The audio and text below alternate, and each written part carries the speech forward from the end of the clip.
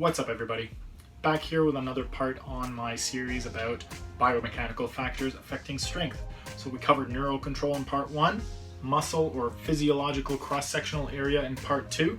Part 3 is all about arrangement of muscle fibers. The arrangement of muscle fibers basically tells us that the amount of force that a muscle can generate is determined by how the fibers are aligned and how they are stacked in relation to the muscle's long axis. What does this mean?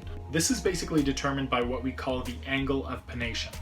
I have a bunch of poorly drawn muscles on here that I'll be referring to make my point. The angle of pennation is an angle between the muscle fibers and an imaginary line between where the muscle originates and where it attaches. The muscle fibers are arranged in 6 different ways. There's radiate, longitudinal, fusiform, multipennate, bipennate, and unipennate. Radiate muscles, also called convergent, are characterized by a fan-like shaped appearance and start from a narrow point and then they fan out. So examples of that are your pecs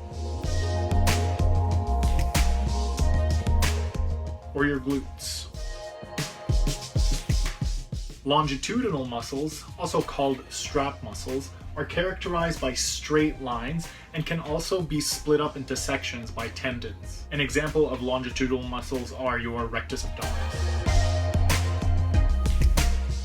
In a fusiform muscle, the muscle fibers are arranged parallel to each other but are typically broad in the middle, so they have a big belly. So think of your biceps as an example of a fusiform muscle.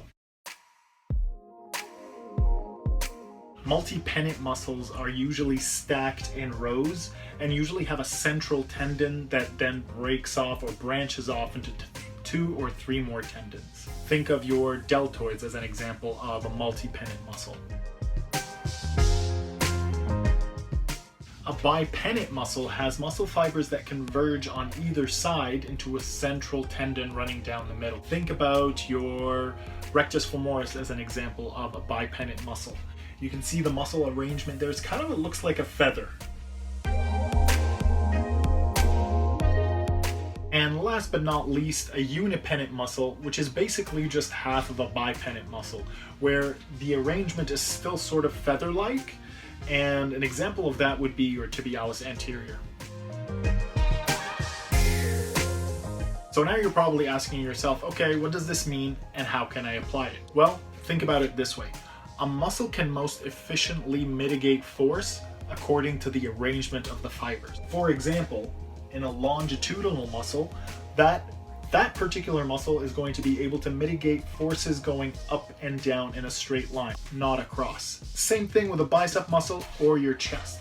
My chest is going to be strongest here and here according to the muscle fibers. If I try to just raise my arm in front, there's almost no chest whatsoever, but there is deltoid action. So now we kind of understand the force application on the muscle and on the different fiber types and their arrangement. What does that mean when training them? If you want to challenge a muscle in a specific way, make sure that the force is lined up with the arrangement of the muscle fibers. There you can be sure to apply the most amount of force and get the most amount of muscle working. And there you have it, arrangement of muscle fibers, another factor that affects strength. Thanks for watching everyone. If you like this video, please like, subscribe, and follow for more great tips on health, fitness, with a dash of philosophy. Peace!